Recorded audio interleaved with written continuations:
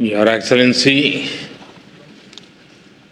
Prime Minister Kamala Prasad Vishesarji, Honorable President of the Senate, Mr. Wade Mark, Honorable Speaker, Mr. Jagdev Singh, Honorable Ministers, distinguished members of Parliament, Namaskar, Suprabhat, good morning. I am deeply honored to stand before you, the elected representatives of a proud democracy and a friendly nation. I bring greetings from 1.4 billion people of India. I also bring warm wishes from the people of Ghana, the country I visited just before arriving here. I am humbled to be the first Indian Prime Minister to speak to you in this iconic Red House.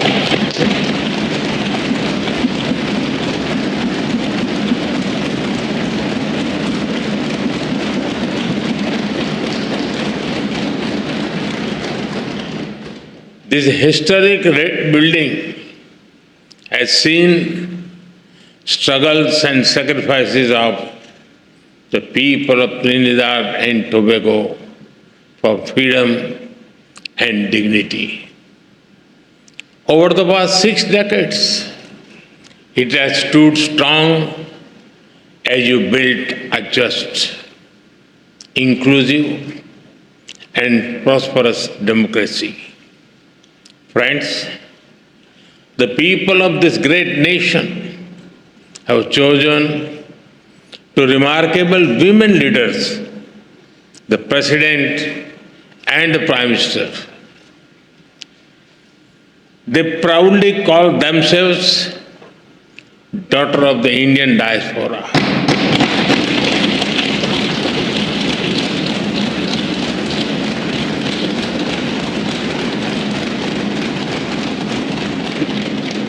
They take pride in their Indian heritage.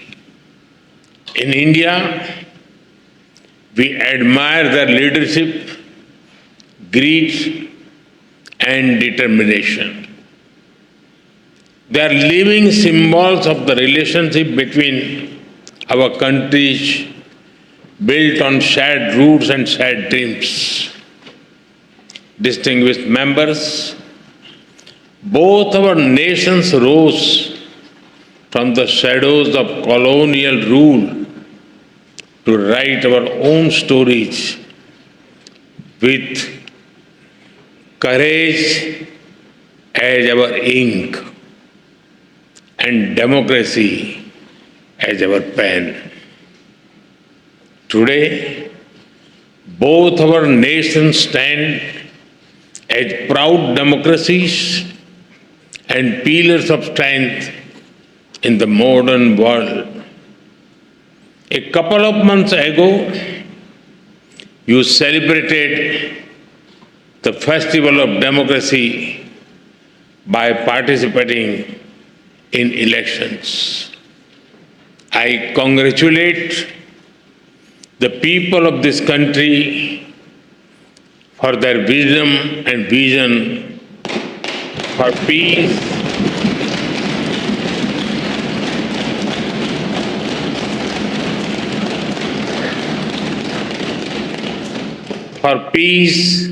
stability, and prosperity. I also congratulate the newly elected members of this august House.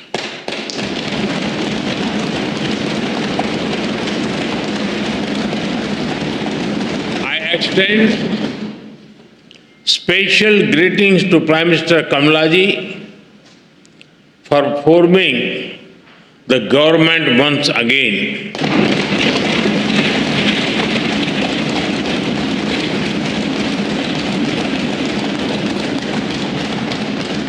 And I wish her continued success as she leads this great nation towards sustained growth and prosperity. Friends, when I look at the golden words of the Speaker's chair from the people of India to the people of Trinidad and Tobago, I feel a deep sense of emotion. That chair is not just a piece of furniture, but a powerful symbol of the friendship and trust between our two nations.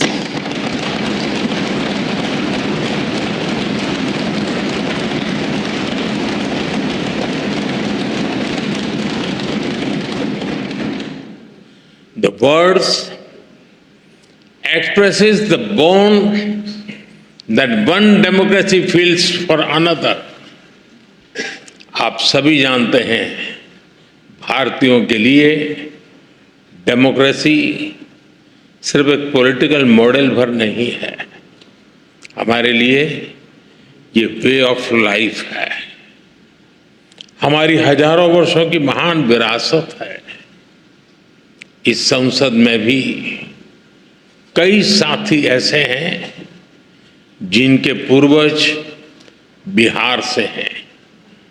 वो बिहार जो महाजनपदों यानी ancient republics की भूमि है। In India, democracy is not just a political system, for us it is a way of life. Your parliament also has some members whose forefathers were from the Indian state of Bihar, which is famous for centers like Vaishali. Friends, there is a natural warmth in the connection between our two countries.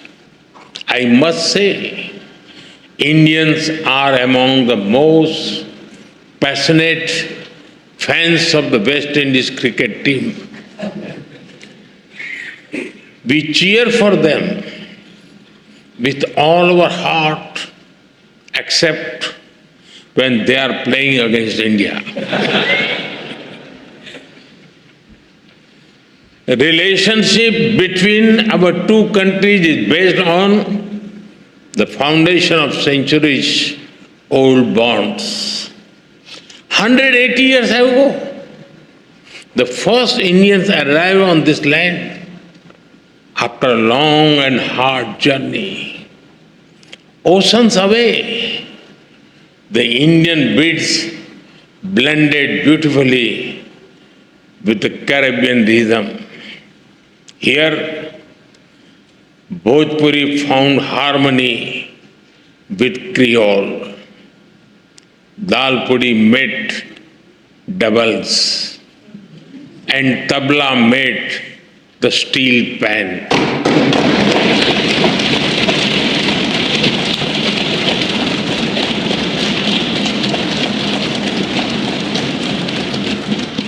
Today, the people of Indian origin are proud bearers of the red, black and white flag. From politics to poetry, cricket to commerce, calypso to chutney, they contribute to every field.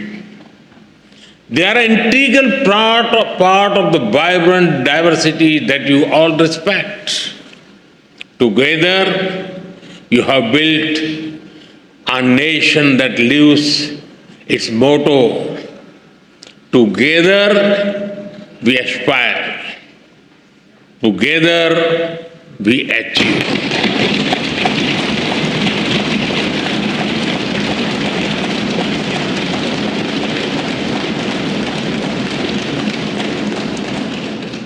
Friends, earlier today, Her Excellency The President graciously conferred upon me this country's highest national award. I accept it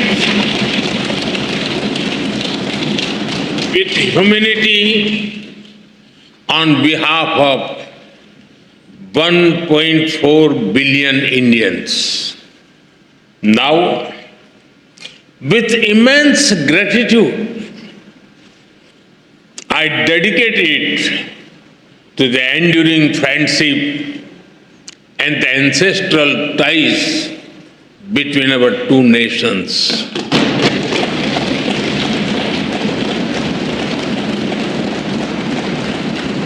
Friends, I'm delighted to so many women members in this house. Respect for women is deeply rooted in Indian culture.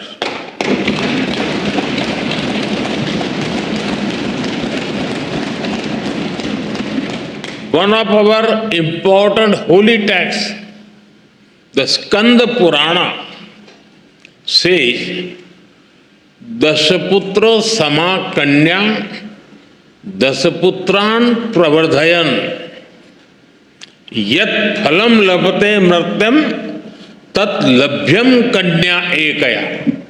It means one daughter brings as much happiness as 10 sons.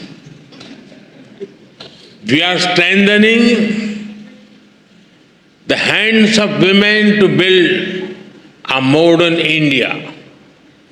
From space to sports, startups to science, education to enterprise, aviation to armed forces, they are leading India to a new future in various domains.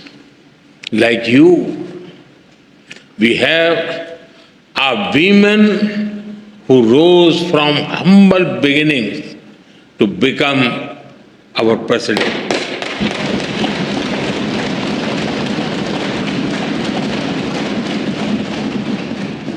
Two years ago, the Indian Parliament took a historic step. We decided to ensure a 33% reservation for women in Parliament and state assemblies. This assurance that is the coming generations, more and more women will decide the destiny and direction of the nation.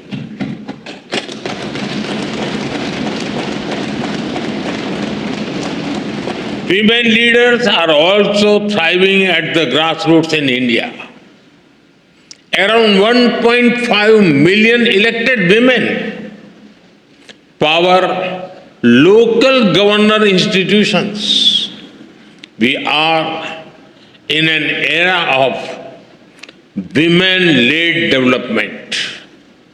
This was also one of the important themes that we furthered during our G20 presidency.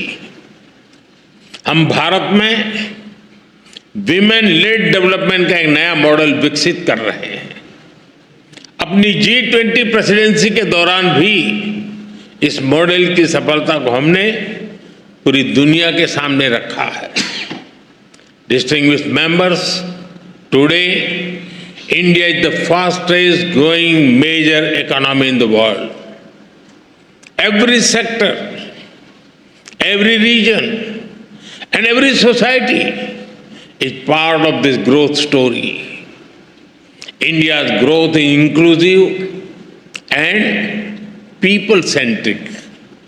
A recent report of the International Labour Organization notes that India's social security and welfare umbrella covers 950 million people. that is almost 1 billion people, which is a greater population than most countries in the world. Our vision for such inclusive growth does not stop at our borders. We see our development also as a responsibility towards others, and our priority will always be the global south.